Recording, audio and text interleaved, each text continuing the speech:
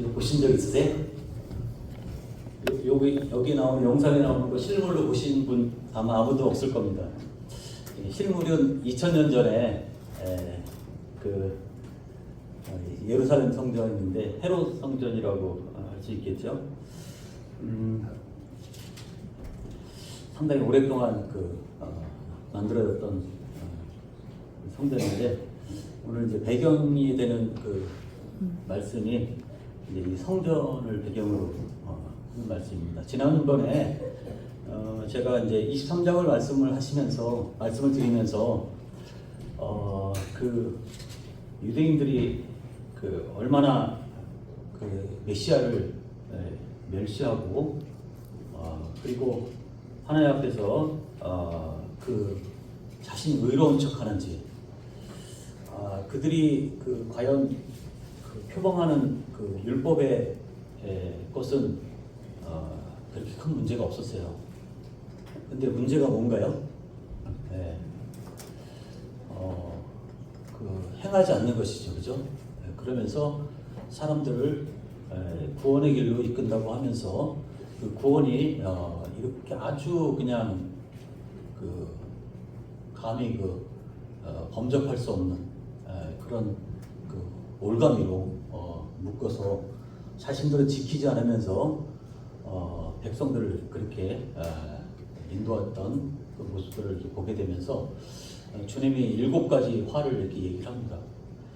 이 화는 굉장히 무시무시합니다. 그리고 어떻게 얘기했냐면 너희들을 위해서 내가 선지자들을 보냈는데 그리고 암탉이 병아리를 모으듯이 너희들을 그렇게 모아서 이렇게 하려고 이렇게 했는데 너희들은 거기에 대해서 반응을 하지 않고 오히려 내가 보낸 선지자들을 죽였다. 그래서 마지막 사과의 피까지라고 얘기를 하면서 선지자로서 죽었던 분들에 대해서 얘기를 합니다. 그리고 주님께서 뭐라고 말씀하시나요? 이제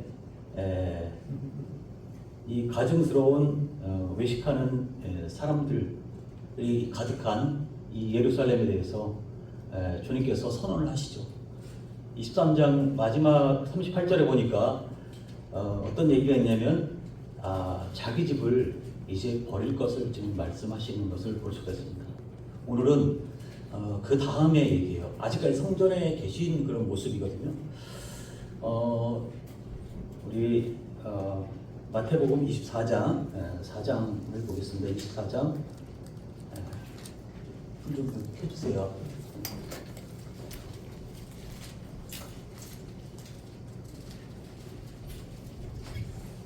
(24장) 42절부터 25장 2절까지 읽도록 하겠습니다.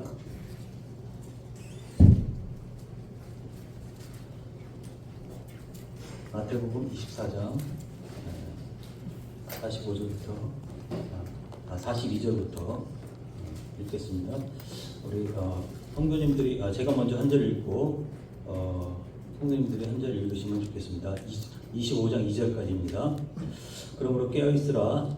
그 날에 너희 주가 임하는지 너희가 알지 못함이니라. 너희도 아는 바니라.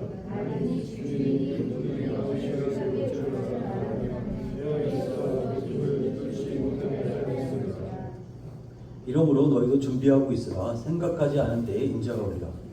충동의 곳이 있는 종이 되어 주인에게 그 집사람들을 받아 그들 따라 양식을 나눠줄 자가 누구냐. 주인이 올 때에 그 종이 이렇게 하는 것을 보면 그 종이 복이 있으리라. 내가 진실로 너희에게 이르노니 주인이 그의 저희에게 맡기리라 하리라. 만일 그 악한 종이 마음에 생각하기를 주인이 더디 오리라 하여 동료들을 때리며 술 친구들과 더불어 먹고 마시게 되면 생각하지 않은 날 알지 못하는 시각에 그 종의 주인이 이르러 몸이 때리고 시시한 자에 받는 일이 저가니 거기서 슬피 울며 이를 하리라. 그때의 천국은 마치 등을 들고 신랑을 맞으러 나간 열처녀와 같다 하리니. 주인이 다섯을 미련한다고 다섯을 슬기는지라. 네. 오늘은 원래 이제 이 배경이 마지막 주님이 이제 이 땅에 오셔가지고 마태복음에 보면 5번의 그런 광화를 합니다. 그 대중들에게 설교를 하고 어떤 것들은 이제 제자들에게만 이제 설교를 했던 내용들이 있습니다. 24장과 25장은 마지막에 주님 잡히시기 전에 마지막 그 설교에 있는 것을 볼 수가 있습니다. 예수님께서 이제 이 웅장한 성전을 이렇게 나올 때 제자들이 같이 나왔습니다. 제자들은 이 성전을 보면서 이 아침에가 이렇게 쭉 뜨면은 그 동편의 동문은 황금으로 입혀졌거든요.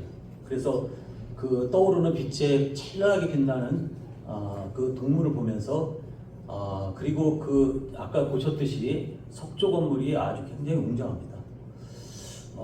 마치 이제 솔로몬 성전보다 훨씬 큰 그런 것들을 보면서 이것에 대해서 아주 제자들이 이제 주의를 환기를 시킵니다. 정말 주님 성전이 멋있지 않습니까? 이렇게 얘기를 했습니다. 제자들은 이제 주님의 시선을 성전 쪽으로 이렇게 돌리고자 했어요. 주님께서 이제 이 건물들을 가리키면서 얘기하셨을 때 이제 주님께서는 뭐라고 얘기하셨나요? 이제 이 모든 것을 너희는 보지 못하고 다 이제 돈 하나도 남김없이 다 무너뜨릴 것이다 라고 그렇게 말씀하셨어요. 자, 예루살렘이 멸망하고 그리고 이 성전이 이제 어떻게 될 것을 이제 주님께서 말씀하셨을 때 제자들은 과연 어떤 생각을 했을까요?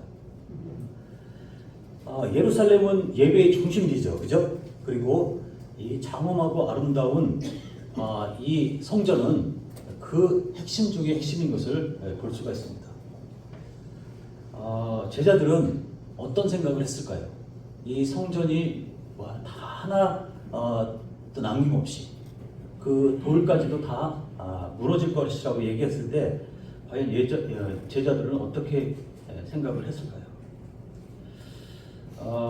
이제 자기네들이 하나님을 예배하고 그리고 신앙의 모든 생활의 중심지가 성전이었는데 이 성전과 예루살렘이 멸망한다는 것은 자신들의 모든 것이 다 끝난다는 얘기죠. 그래서 정말 여태까지 예배에 드렸던 그런 방식들 이런 것들을 생각을 하면서 어떤 생각이 들었을까요? 그것은 이제 마지막이 가까웠겠다 하는 생각을 이제 하게 될 것입니다. 예수님은 이제 뭐라고 말씀하셨나요? 이제 성전이 이제 완전하게 멸망당할 것을 이제 말씀하셨어요. 이런 얘기를 했었을 때 제자들의 마음은 이제 점점 처음에 얘기했었던 어떤 그냥 받아들였던 그런 잔잔한 마음에서 조금씩 술렁이면서 마지막 그 자신의 모습들을 생각을 해봤을 때는 이것은 정말 보통 일이 아니다라는 생각을 했을 것입니다. 이제 그 마태복음 24장은 굉장히 그 중요한 내용을 담고 있습니다. 종말론에 있어서 마태복음 24장은 굉장히 중요한 위치를 차지하고 있는 것을 볼 수가 있습니다. 그것은 이제 나중에 메시아가 온전하게 이 땅에 임하실 것을 이제 다시 오실 것을 얘기하시는 그런 부분이고요. 그 다음에 또 그 이전에 세상의 끝과 그리고 마지막을 얘기하는 그 내용인 것을 볼 수가 있습니다. 성전 파괴는 이제 마지막을 얘기하고 있습니다. 그 모든 것의 마지막. 예수님께서 자신의 공생애 중에서 이제 마지막을 막 시닫고 있었을 때 이 얘기를 했었을 때 그 의미는 과연 어떤 것이었을까요? 예수님께서는 다시 자신이 이제 십자가상에 죽으실 것을 여러 번 말씀을 하셨습니다. 이제 주님께서는 당신의 종말과 당시 이제 조금 있으면 죽으실 것을 말씀하셨죠. 그리고 죽으실 뿐만 아니라 어떻게 하셨다고 그랬죠? 3일 동안 계셨다가 이제 부활할 것을 말씀을 하셨습니다. 그리고 이제 새로운 세상이 열릴 것을 이렇게 얘기하고 있는 것을 볼 수가 있습니다. 이제 새로운 시작에 대해서 얘기를 하시면서 주님께서 이 세상의 비밀을 말씀하셨습니다. 자, 그것은 무엇일까요? 종말이라는 것이죠. 이제 모든 것이 다 끝날 날이 있을 것이다. 근데 한 세대가 지나기 전에 이것들이 있을 것이다 라고 주님 얘기하셨습니다. 근데 주님은 그 당시에 예루살렘의 멸망뿐만 아니라 사실은 온 세상의 멸망도 이제 중첩해서 말씀을 하신 것을 볼 수가 있습니다. 이 마지막 날 이런 것들을 얘기했을 때, 이 종말에 대해서 얘기했을 때, 그리고 제자들이 주님의 임하심과 그리고 세상 끝에 대해서 질문했을 때 제자들의 마음은 과연 어땠을까요? 아마 지상에서 그 주님의 그 여호와의 날이라고 하는 그 구약 성경의 날들이 이렇게 쭉 적혀 있는 것을 아마 연상했을 것입니다. 여호와의 날은 좋은 날일까요? 안 좋은 날일까요? 제자들은 이제 여호와의 날이 이사야서의 13장에도 이제 그 얘기가 적혀 있죠, 그죠? 여호와의 그의 진노가 이제 다가올 것이다. 온 땅이 멸망하리로다. 그리고 멸망, 그리고 제사장들이 슬피 울고 제단 앞에서 통곡하는 모습들. 통곡하여라, 통곡하여라. 슬프다 이 날이요. 그 파멸의 날이 다가왔도다. 포도원마다 통곡 소리가 진동할 것이고, 그리고 너희는 망한다. 주님의 날은 어둡고 빛이라고는 조금도 없는, 캄캄해서 한 줄기 빛도 없는 그런 날인 것을 보게 됩니다. 스바냐서는 뭐라고 얘기하고 있습니까? 이제 너희들을 다 벌하겠다라고 주님 말씀하셨습니다. 그래서 스가랴서에는 주님의 날이 다가온다. 약탈자들이 너희들이 갖고 있는 모든 재산들을 다 이제 약탈할 것이다 라고 이렇게 얘기합니다. 자, 그것이 언제 이루어졌나요? 그 경험치가 있었죠, 그죠? 586년에 예루살렘이 함락됐을 때 이 일들이 이루어진 것을 볼 수가 있습니다. 제자들은 이제 마지막 날 세상 끝 이런 것들에 대해서 이제 주님이 얘기하셨을 때 이제 어떤 일들이 또 벌어질 것인가? 조금 전에 어떤 일이 있었습니까? 그 바리새인들과 심하게 논쟁하면서 그리고 화에 대해서 말씀하셨던 그 주님을 생각하게 되면서 제자들은 과연 어떤 일이 있을까라고 주님께 물어보는 것을 볼 수가 있습니다. 이제 24장에서는 어떻게 얘기를 하고 있습니까? 말세에는 어떤 징조가 있을 것이고 가장 큰 환란은 어떤 일이 있을 것이고 그리고 인자가 오는 것을 너희들이 볼 것이다 라고 이제 14절에 얘기하고 있는 것을 볼 수가 있습니다. 자, 그리스도의 재림에 대해서 이제 얘기를 들었을 때 그때가 언제냐? 자, 그때는 모든 복음이 이제 민족에게 전파가 되고 그때는 끝이 올 것이다 라고 이렇게 얘기를 하고 있습니다. 그리고 15절에 보니까 다니엘서에서 나오고 있는 그 얘기를 하고 있죠. 다니엘서에서 뭐라고 얘기하고 있습니까? 예, 멸망에 가증한 것을 너희들이 보거든 이렇게 얘기하고 있습니다. 멸망에 가증한 것이 한번 성전을 굉장히 더럽혔죠. 그죠? BC 168년도에 안티오코스 에피파네스가 그곳에서 돼지피로 이제 자기 우상을 세우고 예배를 드렸던 모습들을 그는 생각할 것입니다. 그리고 조금 있으면 이제 40년 후에는 어떤 일이 벌어집니까? 예, 이제 예루살렘이 멸망하는데 그것은 정말 참혹하고 이제 도저히 눈뜨고 볼 수 없는 그런 일들이 일어날 것을 말씀하고 있는 것을 볼 수가 있습니다.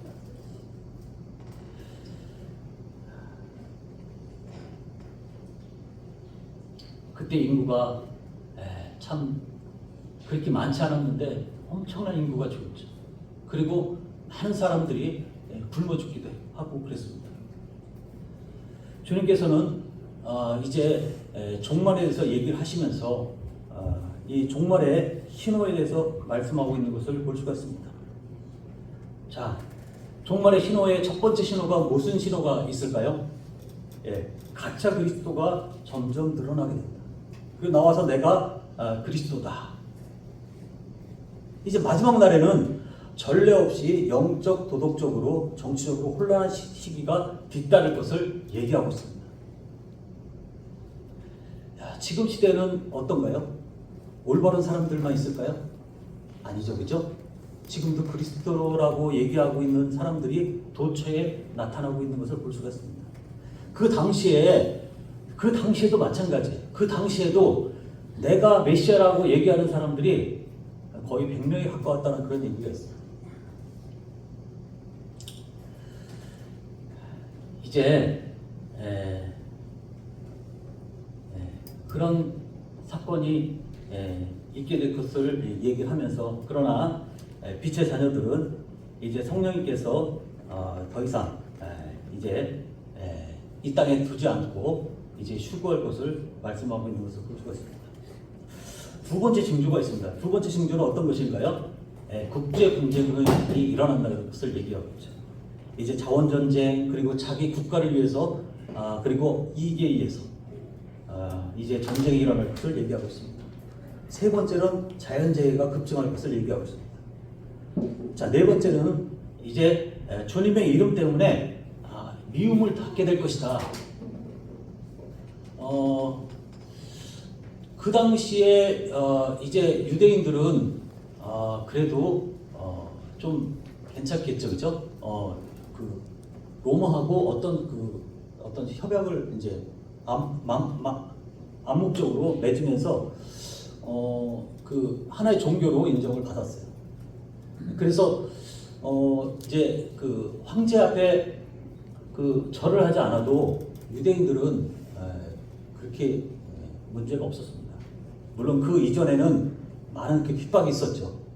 근데 그것을 이제 인정을 받았어요. 근데 그리스도인들은 유대의 새로운 종파라고 생각을 했었는데 어떻게 되었습니까? 이제 그렇게 생각하지 않았어요. 유대인들이 완전히 이단인 취급을 하고 그리스도인들이 엄청나게 핍박을 받았죠, 그죠?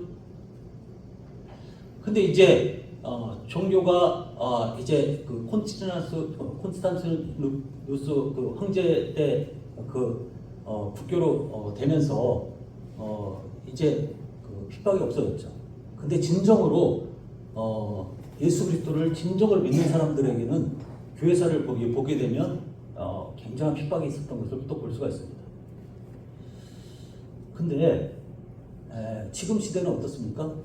예수님 믿는다고 하는 사람들 별로 안 좋아하죠, 그죠? 그리고 반대하는 사람들이 엄청나게 늘어나고 있습니다.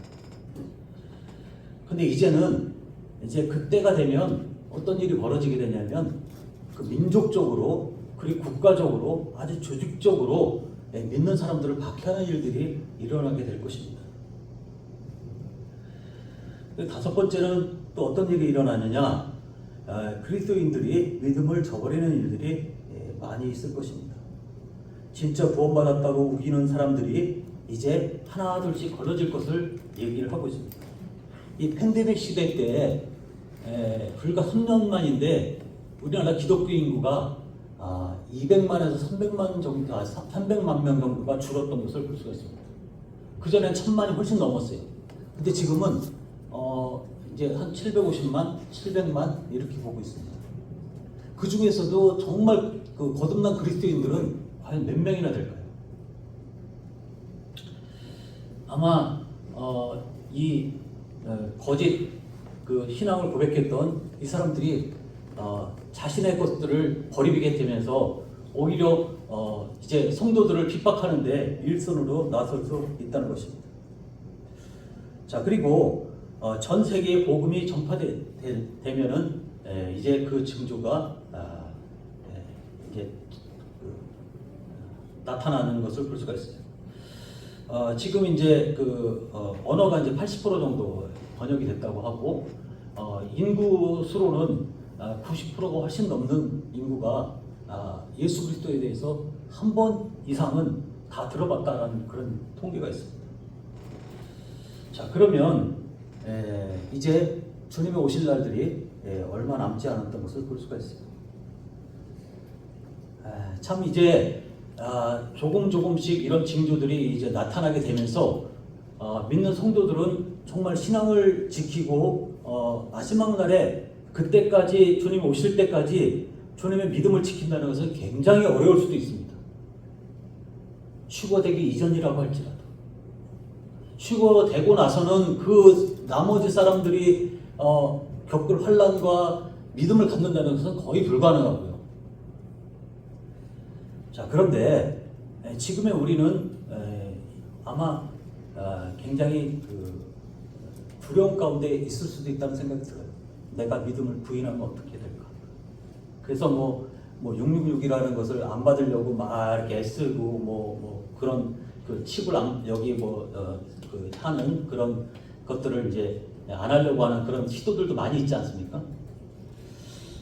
하지만 이제 제 생각에는 그 성령님께서 아직 이 땅에 휴가하기 전이니까 성령님께서 우리에게 우리의 믿음을 지킬 수 있도록 도우실 것이라는 생각이 듭니다. 그리고 우리의 고백도 주님께서 우리 입술을 주장하셔서 할 말을 다 준비케 하셔서 정말 입술로 범죄하지 않도록 주님이 그렇게 하시라는 생각이 듭니다. 장차 이제 일어날 순서를 이렇게 보게 되면요, 어떻습니까? 조금 전에 얘기했던 복음이 이제 만방에 이제 전해지게 돼요. 자, 이제 교회 시대가 이제 시작이 되고 오순절을 통해서 이제 성령이 이제 임하게 됐을 때 우리는 그 성령님의 그 힘에 의해서 성령님의 인도하심에 의해서 이제 주님께서 원하시는 일들을 활동을 할 수가 있습니다. 근데 이제 때가 돼서 이제 주님께서 이제 됐다. 이제 구원의 때를 마감하실 때 그때 어떻게 됐습니까? 주님께서 이제 성도들을 불러 올리시게 될 것입니다. 신자들이 이제 하늘나라로 이제 주님이 오시는 그곳으로 이제 끌어올리게 되죠. 자, 그 다음에 어떤 일들이 벌어집니까? 하나님의 심판이 임하게 됩니다. 봉인된 것이 이제 하나둘 뜯어지면서 나팔이 불 때마다 하나씩 뜯어지게 됩니다. 그리고 마지막 나팔이 울렸을 때 또 7 대접이 쏟아지면서 커다란 환란이 일어나게 되는 것을 볼 수가 있습니다. 그리고 아마겟돈 전쟁이 있을 것이고요. 그 후에 이제 주님께서 공중에서 재림하셔서 이스라엘이 회복되고 그리고 그리스도인들이 이제 지상에서 함께 왕노릇하는 그런 모습들을 보게 됩니다. 천년왕국 시대가 열리고 이제 주님께서 백부제 심판을 통해서 심판이 끝난 다음에 어떻게 했습니까? 새하늘과 새 땅이 이제 시작이 되는 것을 볼 수가 있습니다. 자, 이제 종말은 우리가 생각할 때 어떻게 일어날까요? 이런 징조들이 있을 때 이제 종말이 가까웠다는 것을 볼 수가 있습니다. 그래서 주님께서 뭐라고 얘기하셨나요? 무화과 나무를 봐라. 그 잎사귀를 보면 그것이 변하는 모습들을 보게 되면 이제 조금 있으면 뭐가 온다고요? 여름이 올 것을 너네들이 알지 못하느냐? 이런 징조들이 있었을 때 이제 그날이 가까울 것을 알아라. 자, 그러면서 뭐라고 말씀하시나요? 그 종말을 맞이하는 성도들의 자세는 어떠해야 될 것인가에 대해서 얘기를 하고 있는 것을 볼 수가 있습니다. 자, 이 무화과 나무는 나무의 이파리가 이제 변하는 그 시점이 성경학자들은 오래전에 이제 얘기를 했죠, 그죠? 뭐라고 어떤 것을 얘기를 했냐면 1948년도에 이스라엘 독립을 이제 얘기를 하고 있어요. 근데 꼭 그렇지만은 또 않습니다. 이스라엘 독립이 이제 꼭 무화과 나무 이파리가 바뀌는 그것을 꼭 얘기하느냐? 근데 대부분의 성경학자들은 그렇게 얘기하고 있지만 그렇게 얘기하고 있지 않는 분들도 계세요. 여러분들은 어떻게 생각하시는지 모르겠습니다. 근데 저는 이제 1948년도에 이 사건을 아주 신중하게 생각을 하고 있습니다. 이것은 정말 무화과나무 이파리에 이제 잎이 나고 있는, 변하고 있는 이 모습들의 한 징조다 이렇게 생각을 하고 있습니다. 그리고 이제 뭐라고 얘기하고 있습니까? 그날과 그 시각은 아무도 모른다라고 얘기하고 있습니다. 자, 그것은 하도 이제 뭐라고 얘기합니까? 그날과 그 시각을 아주 그냥 따지다 보니까 이제 그 시각에 대해서 굉장히 예민하게 이제 되었죠, 그죠? 근데 이것을 한마디로 얘기하면 그날은 갑자기 일어난다. 갑자기 일어난다. 언제라고 몇 박아두지 않고 갑자기 일어난다. 이제 그 날과 때가 갑자기 일어날 때를 주님은 말씀을 하셨습니다. 뭐라고 말씀하셨나요? 예를 들어서 일상생활 하고 있었죠, 그죠? 언제? 창세기 6장에서 굉장히 오래전이죠.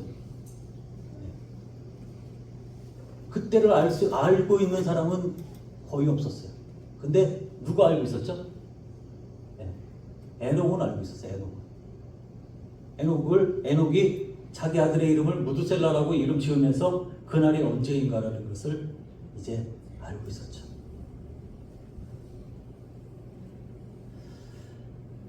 시집가고 장가가고 일상생활을 영위할 때 그날이 갑자기 임했습니다.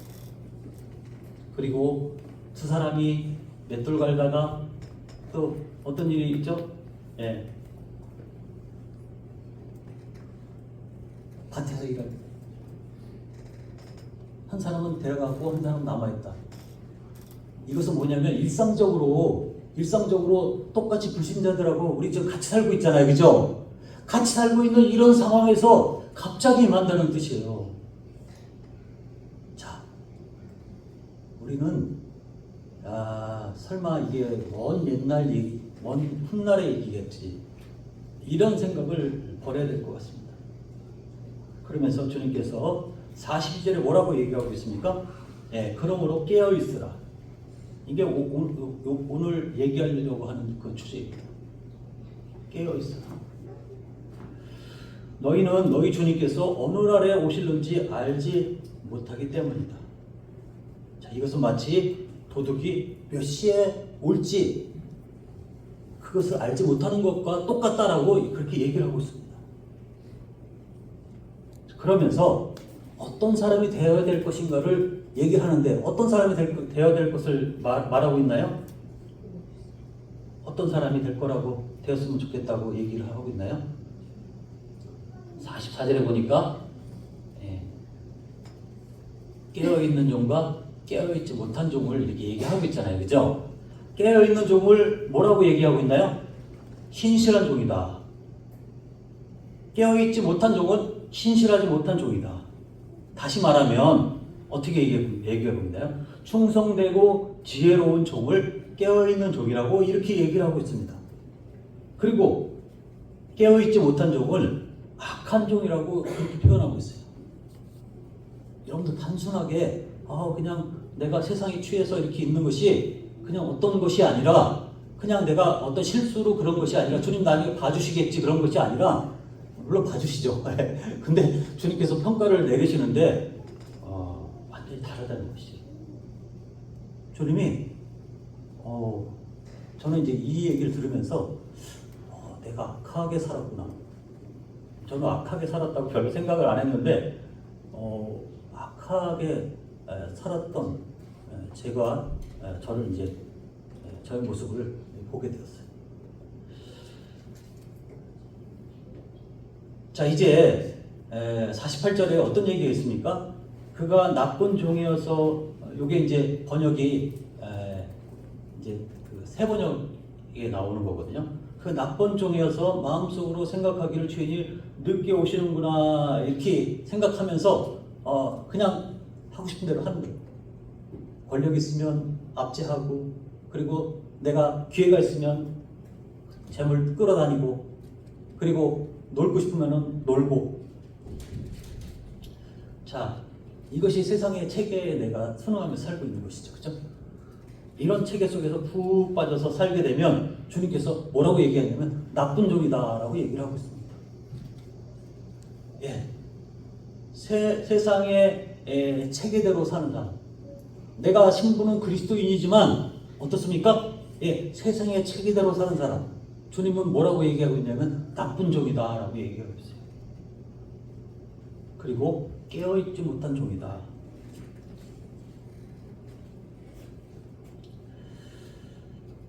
이제 주님께서는 인자가 올 징조에 대해서 얘기를 하고 있는 것을 볼 수가 있습니다. 이제 그때의 땅에 있는 모든 민족들이 그 모습을 보면서 어떻게 되겠습니까? 가슴을 치면서 인자가 큰 권능으로 그리고 구름 타고 오는 것을 보게 될 그날, 이 날에 대해서 너희들은 생각하라 이렇게 얘기하고 있습니다. 종말을 맞이하고 있는 성도들에 대해서 주님은 이 말씀을 하고 있는 것입니다. 그리고 성도들뿐만 아니라 아직까지 주님을 믿지 않는 사람들에 대해서도 똑같이 뭐라고 얘기하고 있냐면 그날을 주목하라고 얘기하고 있어요. 제자들에게 이제 말씀을 하고 있지만 이제 오고 있는 세대들, 그러니까 지금 이 어린이들이 이제 우리는 이제 온 세대가 이제 지나가고 있잖아요, 그죠? 이제 세대를 맞이하고 있는 이 어린이들 세대들, 그리고 아직 태어나지 않았던 그 올 세대들, 이 올 세대들에 대해서 주님께서는 이 24장을 말씀하고 있는 것을 볼 수가 있습니다. 자, 우리는 이 시대를 어떻게 지내야 될 것인가? 주님께서는 뭐라고 얘기하셨나요? 깨어있으라고 얘기하고 있습니다. 그리고 인내하라, 그렇게 얘기하고 있는 것을 볼 수가 있습니다. 이런 것들이 있다고 할지라도 너네들은 깨어있고 끝까지 인내하라. 이런 징조를 알고 있다고 할지라도 너네들이 그랬으면 좋겠다. 자, 그러면 끝까지 견디는 자는 구원을 얻으리라 라고 이렇게 얘기하고 있는 것을 볼 수가 있습니다.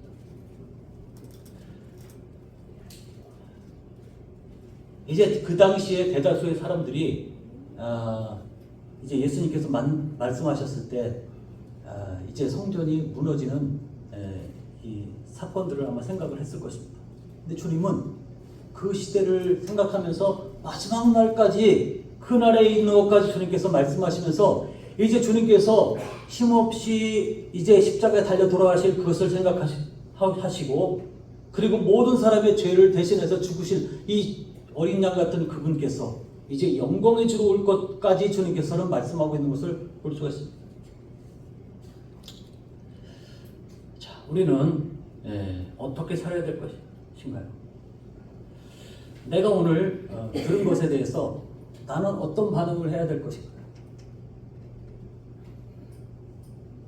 내가 정말 여태까지 들었던 이 말씀이 정말 믿어지지 않는다고, 믿어지지 않았기 때문에 내가 못 믿었다고 주님이 오셨을 때 그런 변명이 통할까요?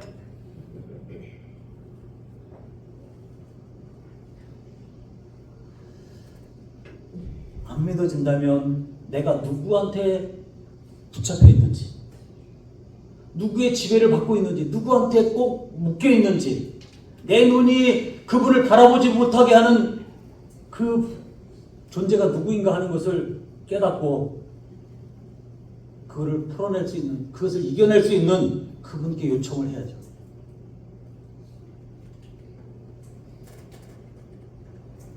오늘 이 말씀을 들으면서 이런 액션을 하지 않고 행동하지 않는다고 한다면 아마 그날에 갔을 때 주님을 믿지 않는 이 믿음이 없는 사람에 대해서 주님은 결코 관대하지 않으실 것입니다.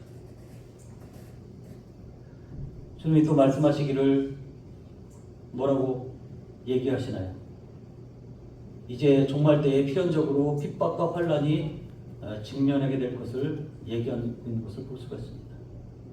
그리고 성도의 삶의 질이 어떻게 되겠는가에 대해서 말씀하고 있는 것을 볼 수가 있습니다. 자, 궁극적으로 나의 소원이 지금 어떤 소원을 가져야 될 것인가? 아, 오늘 무엇을 해야 되는데 가서 뭐를 해결해야 되는데 어떤 일들을 내가 해야 되는데 은행 가서 내가 무엇을 해야 되는데 이것보다 더 중요한 일이 있다는 것이죠. 내가 어떤 사업을 해서 어떤 것을 이루어야 되는데 이것보다 더 중요한 것이 있다는 것이죠. 어떤 것일까요? 내가 어떤 것을 해결해야 된다고 하는 이 세상적인 그런 것들, 그것도 물론 해야 되겠지만 그거에 앞서서 내가 정말 바라던 것은, 내가 정말 갖고 있는 이 소원은 무엇을 가져야 될 것인가? 이 소원의 방향을 다시 바꾸셔야 될 것입니다. 지상에서 우주와 인간의 종말 이후에 과연 무엇이 기다리고 있을 것인지, 이것은 굉장히 중요한 것이에요. 여러분들, 우리 남사교회 성도님들은 이런 부분들을 생각하셔서 정말 이제 하나님께서 말씀하셨다. 마지막 십자가에 달리시기 이전에, 이제 만찬 나누시기 이전에 마지막에 성전을 떠나시면서 주님께서 제자들에게 당부하셨던, 아까 성전 보셨죠? 그죠? 이 성전이 보통 건물이 아니잖아요. 지금으로 말하면 아마 강남에 있는 엄청나게 큰 빌딩보다 몇 수십 배는 더 엄청난 건물일 것입니다. 이 안에 구성원들을 보게 되면 여러분들 여기에 투자됐던 그 물리적인 그 투자된 것들이 얼마나 큰 건지 아시죠? 그 당시에는 이것이 전 세계에서 아마 제일 멋있는 건물이라고 이렇게 자부했던 그런 건물이에요. 근데 주님께서 미련 없이 이것을 어떻게 했습니까? 부숴버리셨어요. 그 성전을 나오시면서 나는 이제 더 이상 이것에 거하지 않겠다라고 이렇게 말씀하셨어요. 그리고는 주님이 그 성전에 들어가신 적이 한 번도 없어요. 그 성전에서 그 다음에 한 번도 안 들어갔다니까요. 주님이 그럼 어디에 계신가요? 어디에 계신가요? 하늘에 계시면서 성령을 우리한테 보내셔서 우리를 성전 삼으셨어요.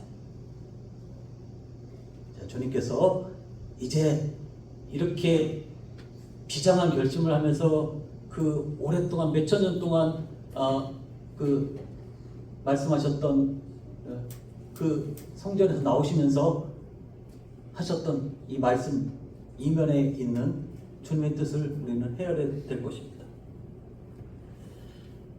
이제 인간의 종말 이후에는 과연 무엇이 기다리고 있는 것인지.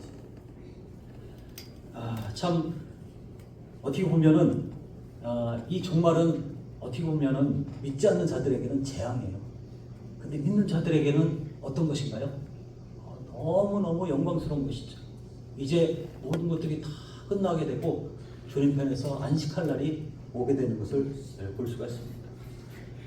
그래서 이제 환란의 불가피성을 얘기할 수밖에 없었고, 그리고 정말 그 주님이 오시는 이 날에 대해서 환란의 심각성을 얘기할 수밖에 없는데, 정말 우리 성도들은 그 날을 기다리는 자가 돼야 될 것입니다. 자, 이제 주님을 믿지 않는 자들은 정말 주님 앞에서 그 내가 들었던 그 주님이 어떤 분인가를 알고 빨리 회개하고 돌아오셔야 돼요. 안 그러면 이제 마지막 때에 지금 이때 이제 더 이상 기회가 없을지도 모르겠어요. 주님이 이제 영광의 주로 이렇게 오셨을 때 우리는 이제 주님이 주신 주님 믿는 믿음 안에 주님께 이제 피신하는 그런 놀라운 일들을 이제 눈으로 목도하게 될 것입니다. 지금은 표시가 안 나요. 믿지 않는 자와 믿는 자들이 눈으로 봐서는 표시가 안 난단 말이에요. 근데 그날에는 그들은 피할 곳이 없어요. 근데 우리는 피할 곳이 있어요. 그리고 우리의 거처도 있어요. 그곳에서 주님과 함께 영원히 살 것입니다. 성도님들, 정말 힘들어도요, 참으세요. 인내하세요. 그리고 그날을 대비해서 깨어 있으세요. 세상의 것들 지나가는 것입니다. 여기에 마음을 두지 말고요. 정말 이제 우리가 이런 삶을 살 때 내가 이렇게 힘도 없고 또 말씀도 잘 못 읽고 또 말도 잘 못하는데 뭐 그런 생각하지 마세요. 내가 정말 이렇게 마음만 있다고 한다면 주의 성령께서 우리를 끝까지 도우실 것입니다. 이것을 믿고 참 이제 마지막 때를 사는 우리 남사교회 성도님들이 됐으면 좋겠습니다. 감사합니다.